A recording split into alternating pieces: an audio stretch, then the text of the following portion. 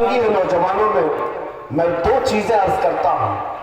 सरकार सईदी हुजूर हाफिज मिल्लत रहमतुल्लाह तआला अलैह का फरमान मेरे वालिद गिरामी से मैं नकल करके आपके सामने रखता हूं, जो वो अपने शागिर्दों के दरमियान कहा करते थे, दो चीजें अपनी जिंदगी में लाजिम रखो, किसी जालिम से डरना मत, किसी मजलूम पर अपना जबर या अपनी ताकत का इस्तेमाल नहीं कर, किसी कमजोर पर ताकत का इस्तेमाल नहीं और किसी जालिम से डरना नहीं।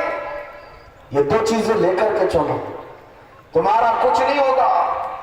कलमा तैयबा पढ़ा है और मेरे नबी की उम्मत में हो, मौत तो यूं भी किसी बिस्तर पर आनी ही है, और जब मौत आना ही है तो मेरे नबी की सुन्नतों पर आ जाए, हुजूर की मोहब्बत में आ जाए, क्या फर्क पड़ता है। अजीजान गिरामी वक़ात, इस जुमले को लेकर चले, खासकर आपके इस सूबे में यहाँ लोगों को बिल्डोजर से डराया जाता है।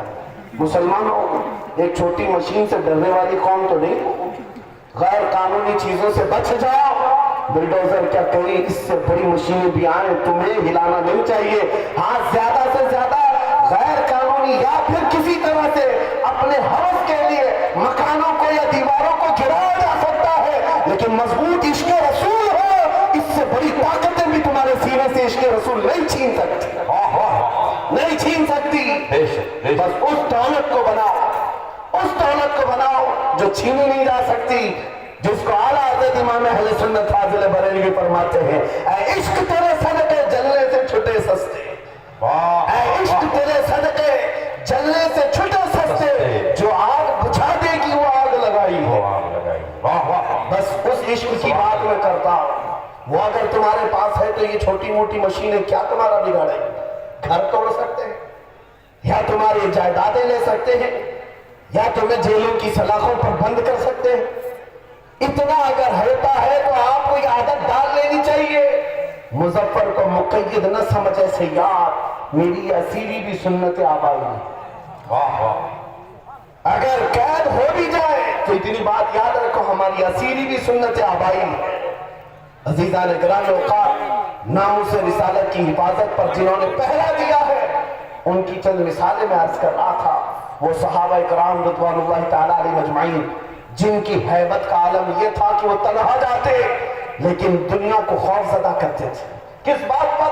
अरे पैबंद लगे कपड़े पहनकर जा रहे हैं, पैरों में चप्पल नहीं, हाथों में ऐसी तलवारें जिससे सब्जियां नहीं कटती, लेकिन उसके बावजूद हजारों की फौज में उनका रौब था।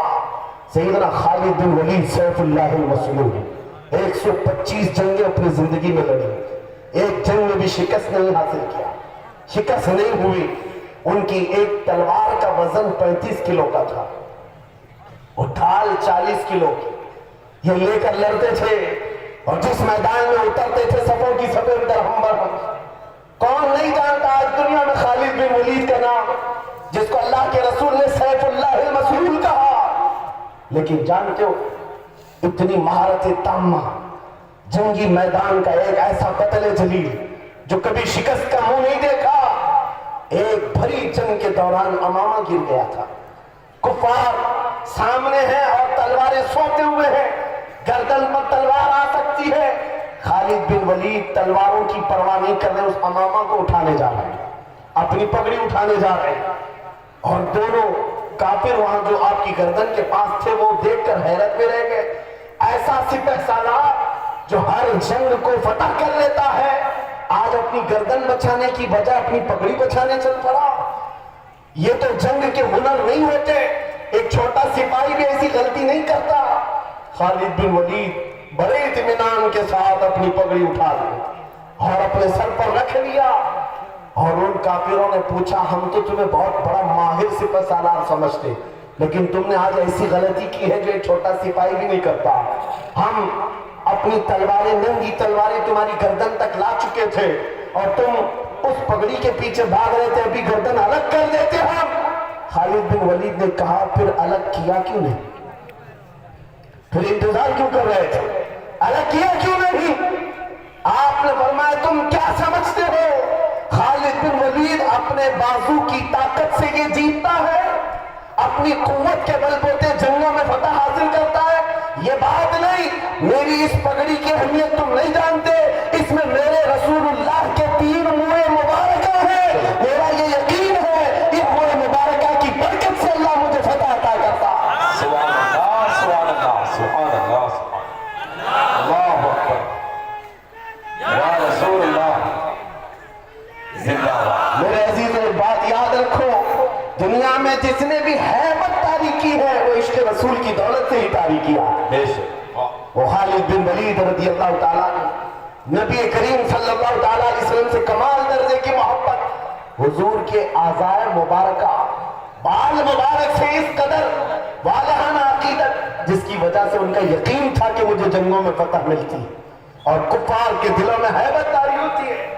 آپ کو پتا ہے تاریخ میں آپ جھانک کر کے دیکھیں، ایک ایسا خلیفہ بھی گزرا ہے جس کا نام آج بھی لوگ لیتے ہیں،